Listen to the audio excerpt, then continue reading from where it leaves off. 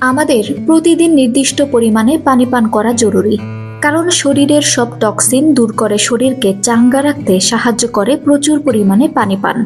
আবার পানির অভাবে শরীরে ডিহাইড্রেশন সহ একাধিক রোগ বাসা বাঁধতে পারে।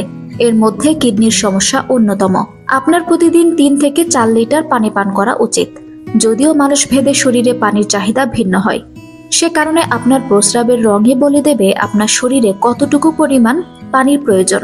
প্রতিদিন পর্যাপ্ত পরিমাণে পানি পান করলে শরীর থেকে অনেক রোগ দূরে থাকে ঠিকই, কিন্তু ভুলভাবে পানি পান করলে শারীরিক নানা সমস্যাও দেখা দিতে পারে।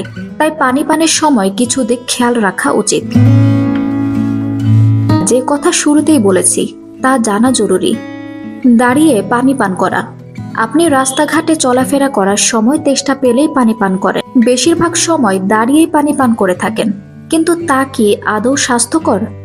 এ বিষয়ে বিশেষজ্ঞরা বলছেন, দাঁড়িয়ে পানি পান করলে শরীরে একাধিক সমস্যা হতে পারে। যেমন, দাঁড়িয়ে পানি পান করলে শরীরে পানি প্রবেশের গতি বেড়ে যায়, যা স্বাস্থ্যের জন্য মোটেও ভালো নয়।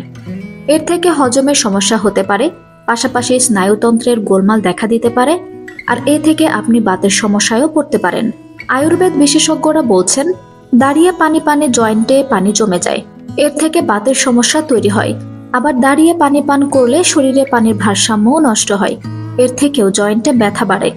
যদিও অন্য আরেক বিশেষজ্ঞ বলেছেন, দাঁড়িয়ে বা বসে পানি পান করলে কোনো ক্ষতি নেই, যেভাবেই পানি পান করুন না কেন তাতে সমস্যা নেই। আপনাকে প্রতিদিন পানি পান করা জরুরি, কারণ এতে আমাদের শরীর সুস্থ ও সবল থাকে। এতে থাকা খনিজ শরীরের নানা কাজে আসে। তাই সঠিক পরিমাণে পানি পান না হলে দেহের কার্যকারিতা কমে যাবে, কিন্তু শুয়ে পানি পান করা মোটেও উচিত নয়। এতে শ্বাসযন্ত্রের সমস্যা হতে পারে। আঞ্জুম হক আরবি, আমার সংবাদ।